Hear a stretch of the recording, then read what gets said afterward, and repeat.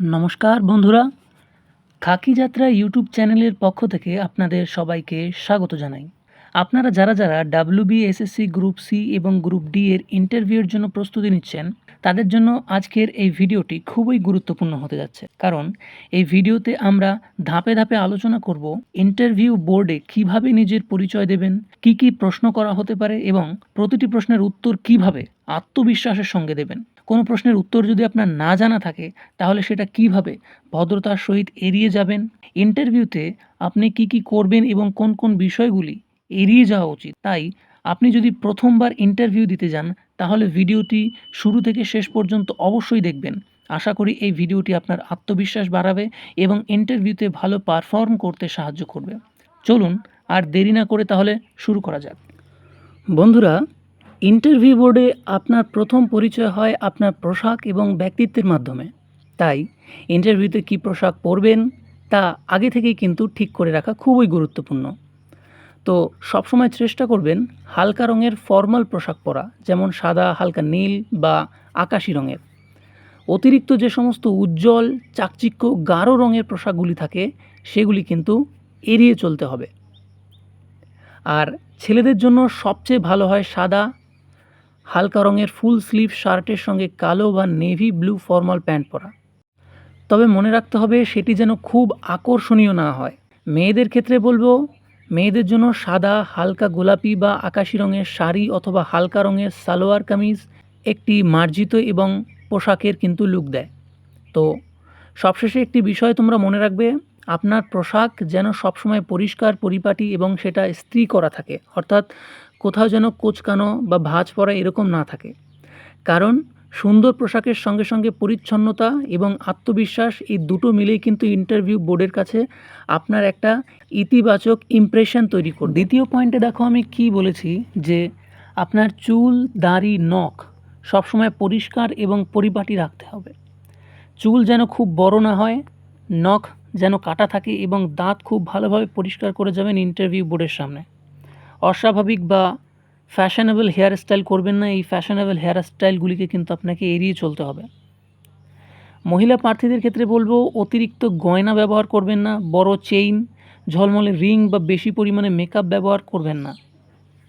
এইভাবে খুব তীব্র পারফিউম বা ভারী কোনো ক্রিম ইউজ করবেন না।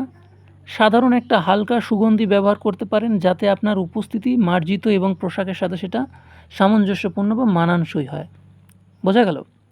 এবার আসি জুতো এবং অন্যান্য অ্যাক্সেসরিজের ক্ষেত্রে। জুতো অবশ্যই পরিষ্কার এবং পালিশ করা থাকতে হবে। বেল্টের সঙ্গে আপনার জুতোটার কালার যদি ম্যাচিং করে, তাহলে সেটা দেখতে আরও ফর্মাল মনে হয়।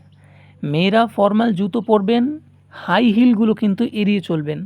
আর ঘড়ি পরতে চাইলে সেটা সাদামাটা একটা অ্যানালগ ওয়াচ বা অ্যানালগ ঘড়ি আপনারা ব্যবহার করলে সেটাই কিন্তু ভালো হয়।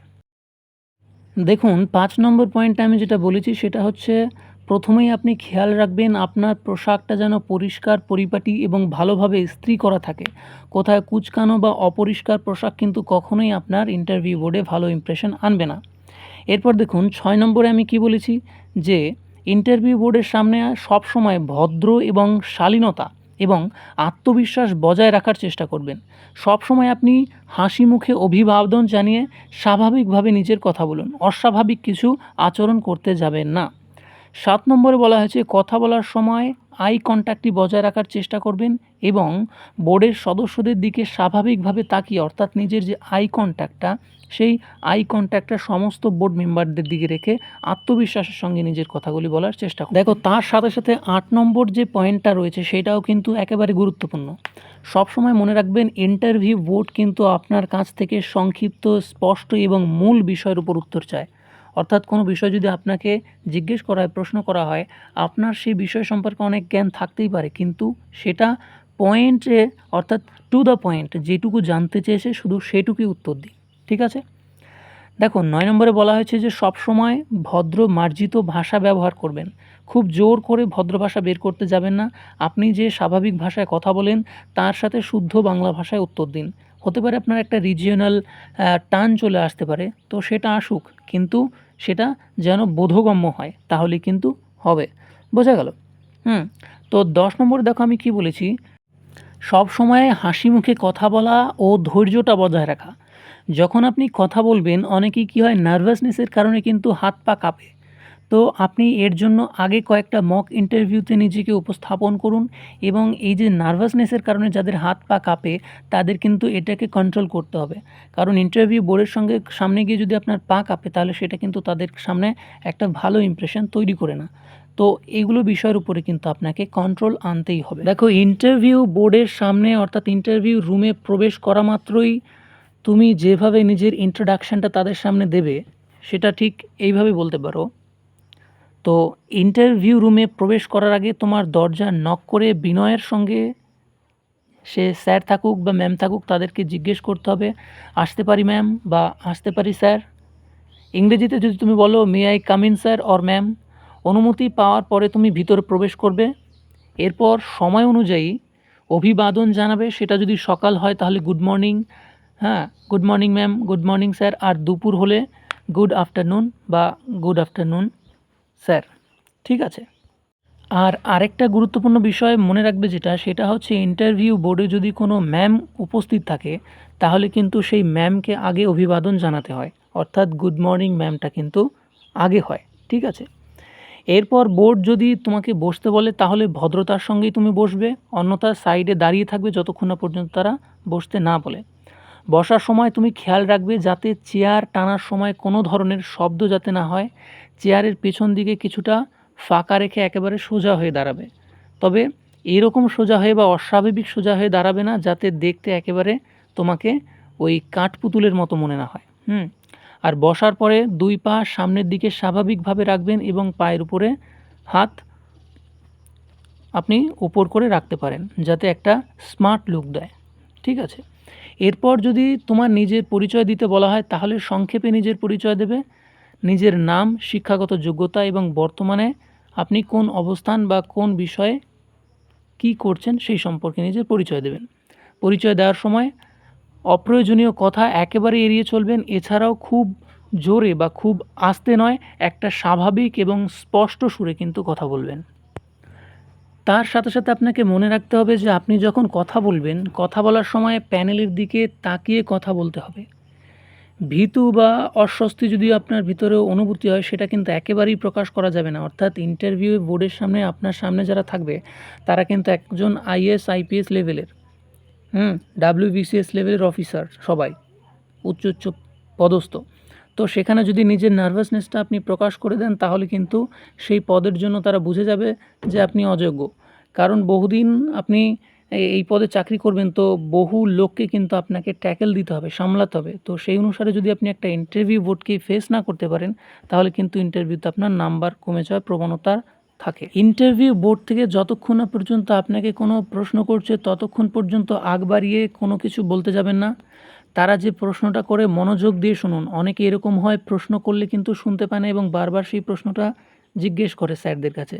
তো এটা কিন্তু একটা খারাপ ইমপ্রেশন তৈরি করে ইন্টারভিউ বোর্ডের কাছে। তাই তারা কি প্রশ্ন আপনাকে করছে সেটা মনোযোগ সহকারে শুনুন এবং তার সঠিক উত্তর দেওয়ার চেষ্টা করুন কনফিডেন্টের সাথে।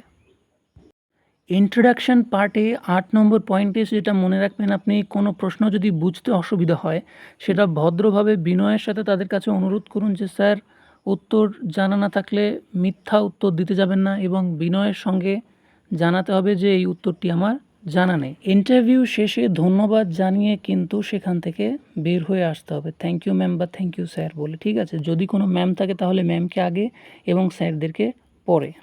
ইন্টারভিউ বোর্ড সর্বপ্রথম আপনাকে যে প্রশ্নটা করতে পারে সেটা হচ্ছে নিজের সম্পর্কে কিছু বলো বা সেলফ ইন্ট্রোডাকশন। এই পার্টটা আপনি নিজের মতো সাজিয়ে গুছিয়ে যত শর্টে সুন্দর করে উপস্থাপন করতে পারেন সেটাই হচ্ছে কিন্তু আসল বিষয়। দেখুন এখানে আমি টোটাল ফরম্যাটটা দিয়ে দিয়েছি, তবে এখানে একটু বাড়তি কিছু জিনিস উল্লেখ রয়েছে। এখান থেকে আপনি কিছু কিছু জিনিস বাদ দিতে পারেন। যেমন গ্রাম পঞ্চায়েতের কথা উল্লেখ রয়েছে, এখান থেকে নিজের গ্রামটা অ্যাড করতে পারেন। বাবা মা দুজনের নাম দেওয়া আছে, শুধু বাবার নাম উল্লেখ করতে পারেন। তারপরে মাধ্যমিকে আপনি কত সালে পাশ করেছেন এটা দেওয়া আছে, উচ্চ মাধ্যমিকে দেওয়া আছে, এই সালগুলো না উল্লেখ করলেও হয়। এবং কোন কলেজ থেকে পাশ করেছেন তারও কিন্তু সাল এখানে উল্লেখ করা আছে, এটাও কিন্তু উল্লেখ না করলেই হয়। আপনি সরাসরি বলতে পারেন স্যার আমার নাম অমুক, আমি মালদা জেলার এই গ্রাম থেকে বিলং করি, আমার বাবার নাম নিজের বাবার নাম বললে আমি এই স্কুল থেকে মাধ্যমিক এবং এই স্কুল থেকে উচ্চ মাধ্যমিক পাশ করি এবং এত সালে আমি আমার গ্র্যাজুয়েশন পাশ করেছি এবং বর্তমানে আমি এই কাজের সঙ্গে যুক্ত। এইভাবে কিন্তু সাজিয়ে আপনি বলতে। তো সবশেষে বলবো, ইন্টারভিউ বোর্ডের সামনে নিজের কনফিডেন্টটাকে লো করবে না, সবসময় আত্মবিশ্বাস বজায় রেখে কথা বলবে, তাহলেই দেখবে নিজের কনফিডেন্ট লেভেল অনুসারে ইন্টারভিউটাও কিন্তু সুন্দর এবং সুষ্ঠুভাবে সম্পন্ন হবে। এই ভিডিওটি যদি আপনার ভালো লেগে থাকে এবং মনে হয় যে আপনার ইন্টারভিউ দেওয়ার ক্ষেত্রে বা আপনার কনফিডেন্ট বাড়ানোর ক্ষেত্রে গুরুত্বপূর্ণ ভূমিকা পালন করছে, তাহলে চ্যানেলটি অবশ্যই সাবস্ক্রাইব করুন এবং বেল আইকনটি প্রেস করে সাথে থাকুন। ধন্যবাদ।